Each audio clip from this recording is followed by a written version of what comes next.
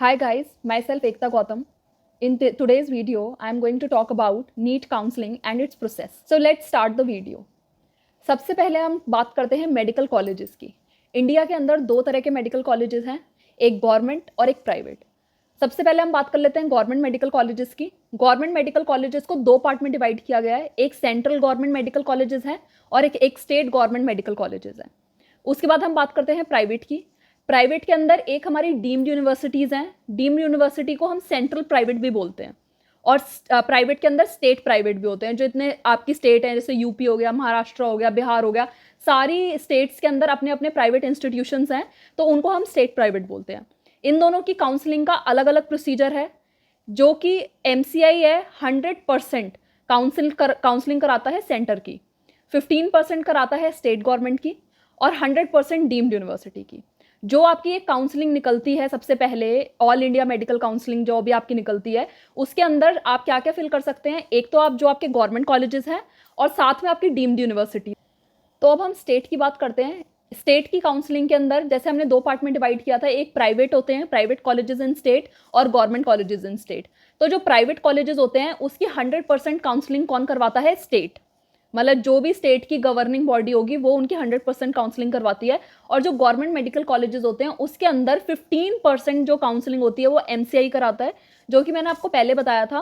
और जितना 85% जो रिजर्व सीट्स होती हैं वो भी स्टेट काउंसलिंग के अंदर जाती हैं। जब आप स्टेट काउंसलिंग फिल करेंगे तो उसके अंदर गवर्नमेंट मेडिकल कॉलेजेस के अंदर भी 85% जो सीट्स होती हैं वो आप स्टेट के थ्रू भरेंगे। ठीक है। अब क्या होता है, जो डोमिसाइल, इसके अंदर सबसे ज़्यादा इंपॉर्टेंट चीज़ ये होती है, अगर आप स्टेट काउंसलिंग के लिए जाते हैं, जिस स्टेट का आपके पास डोमिसाइल है तो आपको उसका बेनिफिट मिलेगा। जैसे अगर आप यूपी से हैं और यूपी के कॉलेजेस में एडमिशन लेना चाहते हैं और उसका आपके पास डोमिसाइल है, क्योंकि आप वहीं रह रहे हैं, आपके पास वहाँ पर रेजिडेंशियल प्रूफ है, तो आपको वहाँ पर स्टेट कोटा मिलेगा।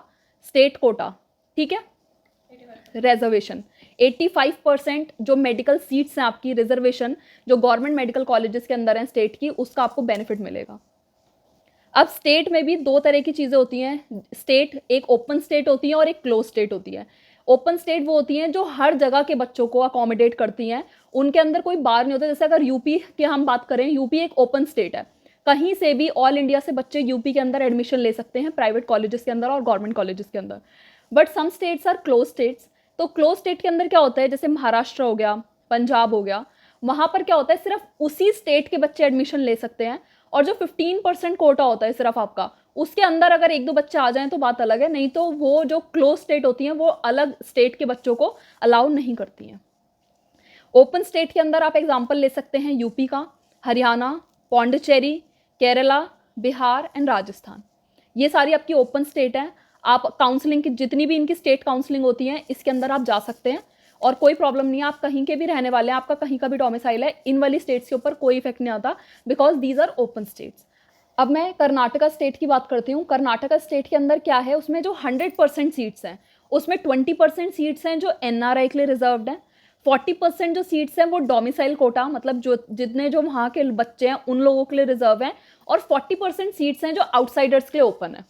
तो ऐसे टाइप की स्टेट्स भी हैं जिन्होंने अपने जो परसेंटेज है नंबर ऑफ सीट्स की, तो वो उन्होंने डिवाइड कर रखा है कि एनआरआई को कितना देना है, डोमिसाइल वालों को कितना देना है, और आउटसाइड उनकी स्टेट वालों को कितना देना है। तो ये सब आपका डिपेंड करेगा आप कहाँ से कहाँ पर अप्लाई करना चाहते हैं। काउंसलिंग की बात हम करते हैं तो सबसे पहले मैंने आपको बताया एमसीआई के थ्रू आपकी जो काउंसलिंग होगी वो ऑल इंडिया की होगी, जो जिसके अंदर आपके सारे गवर्नमेंट कॉलेजेस होंगे और डीम्ड यूनिवर्सिटीज़ होंगी।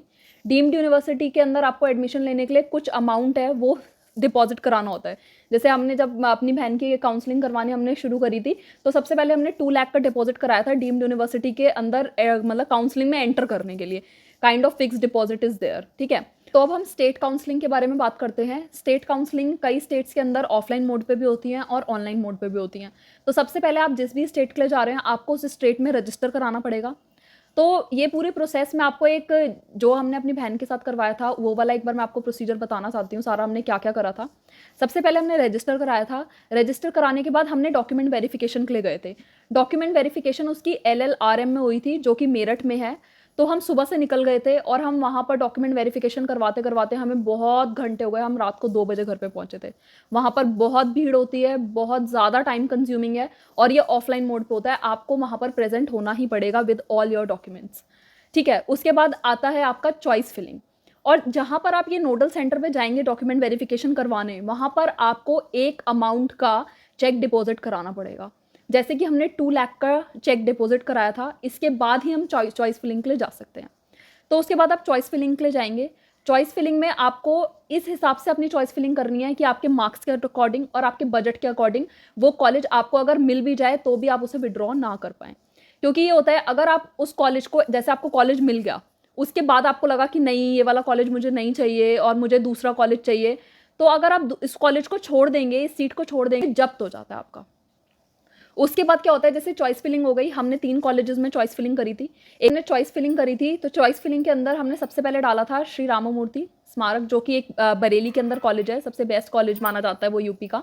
उसके बाद हमने सेकंड नंबर पर डाला था केडी मेडिकल कॉलेज, और थर्ड में हमने रामा कॉलेज डाला था कानपुर का, जो कि हमारे को जितना भी दिल्ली से जो हमारे को लग रहा था कि इजीली हम मतलब रीच है हमारी, हमने वो वाले कॉलेजेस डाले थे, और अकॉर्डिंग टू मार्क्स, जितने हमारे नीट में मार्क्स आए थे उसके अकॉर्डिंग और हमारे बजट के अकॉर्डिंग ये तीनों कॉलेजेस हमारे लिए फिट हो रहे थे। जैसे ही हमारी फर्स्ट काउंसलिंग का रिजल्ट आता है, जो कि अलॉटमेंट होती है कॉलेज की, तो फर्स्ट अलॉटमेंट पे ही हमें सीट मिल गई केडी मेडिकल कॉलेज में, तो वी आर ब्लेस्ड। उसके बाद हमारा जो, अगर जिन बच्चों को अलॉटमेंट नहीं होती है कॉलेजेस के अंदर, तो फिर वो सेकंड राउंड के लिए जाते हैं, थर्ड राउंड के लिए जाते हैं, and then they will go for mop up round. Mop up round के अंदर भी चांसेस होते हैं आपको अपने मनपसंद कॉलेज मिल जाए, लेकिन जैसा कि मैंने आपको पहले बताया था, अगर आपको कॉलेज मिल जाता है और अगर आप उसे नहीं लेना चाहते हैं, वो आपकी अपनी पर्सनल चॉइस है, पर इसके अंदर जो आपने सिक्योरिटी अमाउंट दिया है वो आपको नहीं वापस मिलेगा। और जैसे कि आपने बोला कि जैसे मैं आपको बताया कि अगर आपने एडमिशन नहीं लिया तो आपको अमाउंट नहीं मिलेगा, लेकिन अगर आप एडमिशन ले लेते हैं, जैसे हमने केडी मेडिकल कॉलेज के अंदर एडमिशन ले लिया था, फिर दोबारा से हमारा डॉक्यूमेंट वेरिफिकेशन हुआ, जो कि हमारा आगरा में हुआ था एसएन मेडिकल कॉलेज के अंदर। तो वहाँ पर जाके हमने अपना डॉक्यूमेंट वेरिफिकेशन करवाया, जो चेक वगैरह हमने दिया था फिक्स डिपॉजिट का, वो रिसिप्ट वगैरह वहाँ पे सबमिट करी। उसके बाद जब हमारा कॉलेज में हमने फ़ीस डिपॉजिट करी थी, उसके टाइम 6 मंथ्स के बाद जो हमारा 2 लाख रुपीज़ का जो चेक था वो हमारा उसके अंदर एडजस्ट हो गया। और कई कॉलेजेस के अंदर क्या होता है, वो जो आपका अमाउंट है 2 लाख 3 लाख, वो आपका एडजस्ट हो जाता है फ़ीस के अंदर। तो सारे कॉलेजेस और सारे स्टेट का डिपेंड करता है कि वो उनका प्रोसीजर क्या है। तो ये मैंने आपको थोड़ा सा बताया यूपी के बारे में, केडी मेडिकल कॉलेजेस में हमने कैसे कैसे चीज़ें मतलब स्टार्ट करी, क्या प्रोसीजर था हमारा उसको एडमिशन कराने के लिए। उसके बाद जब हमने पूरा डॉक्यूमेंट वेरिफिकेशन करा लिया, तो फिर हम कॉलेज के अंदर आए। कॉलेज के अंदर हमने फ़ीस डिपॉजिट कराई। फ़ीस डिपॉजिट मैंने आपको बताया कि जैसे हमने फ़ीस डिपॉजिट कर दी, हमारे को उन्होंने हॉस्टल अलॉट कर दिया। हॉस्टल अलॉट होने के बाद हम हॉस्टल रूम देख कर आए, कैसा रूम है, क्या क्या फैसिलिटीज़ हैं वहाँ पे, क्या चीज़ हैं। उसके बाद उन्होंने बोल दिया कि डेट ऑफ ज्वाइनिंग ये है, अब आपका सारा प्रोसीजर कंप्लीट हो चुका है और जैसे ही आपकी डेट ऑफ ज्वाइनिंग आएगी आप आके ज्वाइन कर लेना।